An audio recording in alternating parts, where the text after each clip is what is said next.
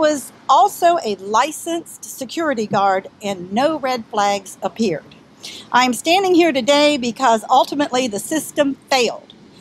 The 49 people who were killed here, the system failed their families. The system failed our community. And those failures cannot stand up to the truths we have learned since this tragedy.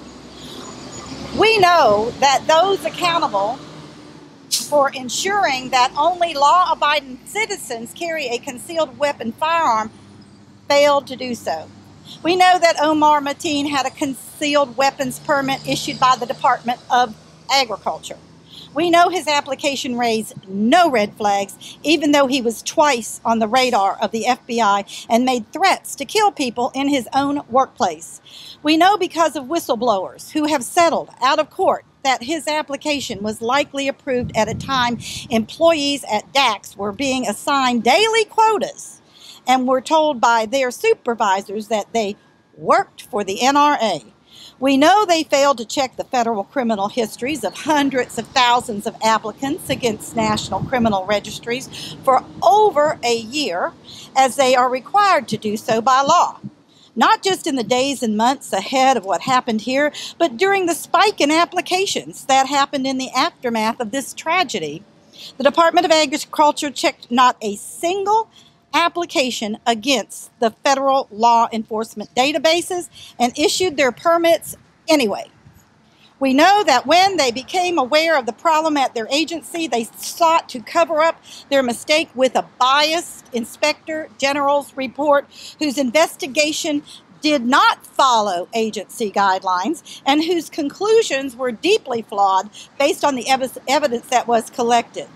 We know following the findings of that IG report, the commissioner advocated a change in the laws that would have rubber-stamped those grossly negligent practices by mandating his agency issue concealed weapon permits in the absence of disqualifying information.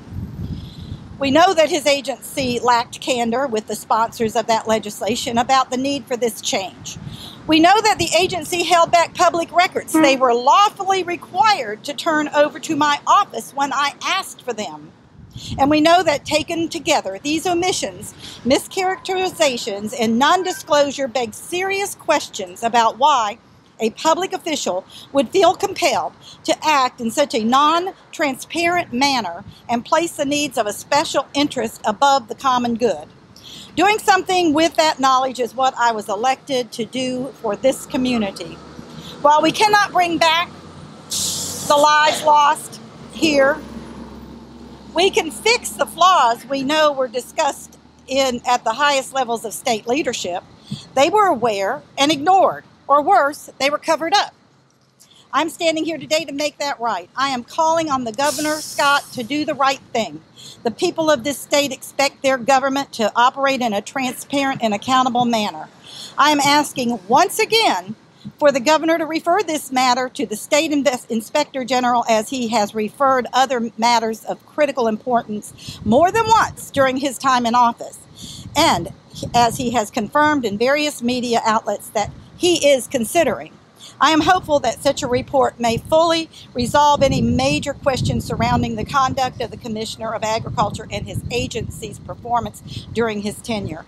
I am certain it will highlight the reasons the concealed weapon permitting program should be returned to law enforcement, the FDLE, and I am offering my full support for any legislation to make that change.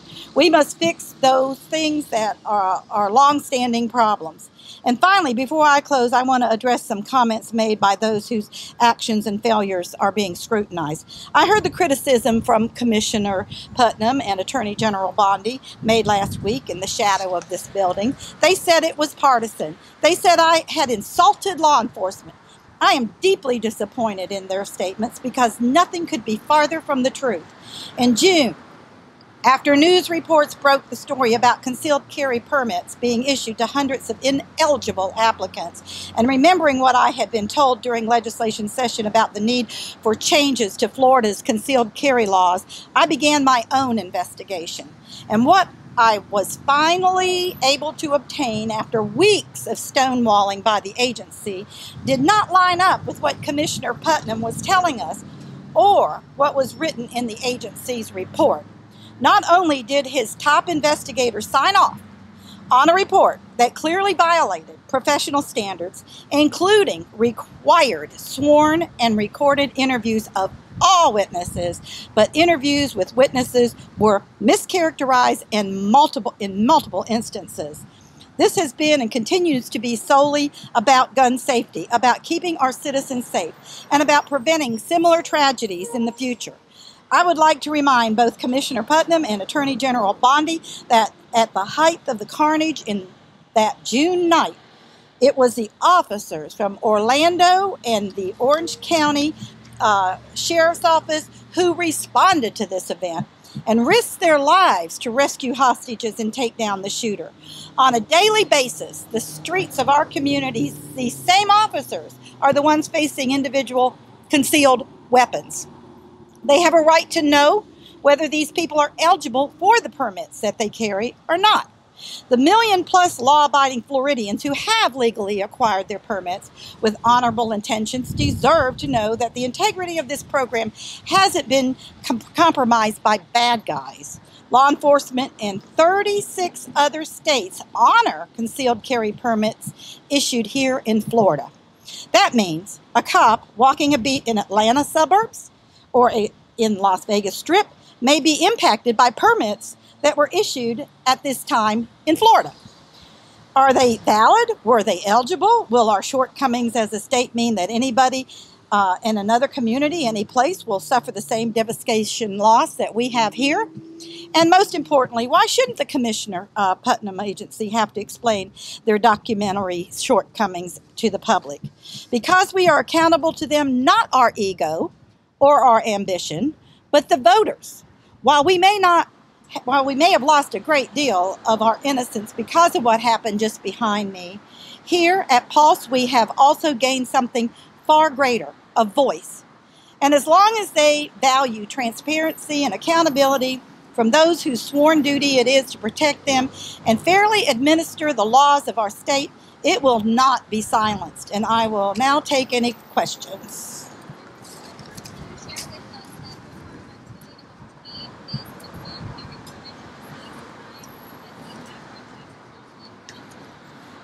I have that information. I'll have to share it with you. I didn't bring it with me. He got a renewal in 2015. Senator, have you gotten any communication back from the governor's office? No, I have not had a direct communication with him. He has told media that he is going to look into it, but it's been over a week, and I really think that he needs to decide what that means. So one of the purposes of this press conference is to again ask him, when is that going to happen? So again, to clarify, as far as you know, he got his renewal in 2015, so that would have been outside the window in which this employee allegedly was And there were other factors too, because he was listed twice on the terrorist list, and he had threatened his workplace with threats of death. And there was just a lot of signs that red flags that were put out there that I think if the FDLE was the one in charge of reviewing it. I don't know why it went to the Department of Agriculture, because it's like another bureaucratic level where they get it, they look at it, then they still have to send it back to FDLE. So I don't know why it was taken from FDLE to begin with, but that did happen, I think, in 2003. I wasn't there then, but I think we need to put it back in the hands of law enforcement. Again, Bond and Putnam both last week stressed that, A, she doesn't have the ability to investigate him, and he calls this a democratic attack to him in advance of the primary election. I agree with her that she does not have the authority to do it, but I do not agree that this is in any way political. This is a report that his office published, and he stood behind it, and there is so many misrepresentations in it. There were things in it where they were supposed to be recorded under oath, and that report was based on that, and 2 individuals never was recorded, never was under oath. So how did they write this report? I mean, there is no explanation for how this report was written when they didn't follow the instructions. So there's a lot out there. It is not political. He needed to do his job better. Anyone else? But I'll get you that information. I just can't drag everything with me. Pardon? Yeah. Dana's here somewhere with the yellow on. All right, Travis is here. Give him your card. Tell him you want it.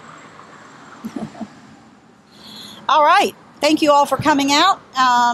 Waiting to hear. Hope I hear. I understand there was a whistleblower. I don't know if y'all saw that report that I mentioned in here, but I understand today that there may be another whistleblower being identified today, and I haven't seen the report, but so this will be the second one. So stay tuned.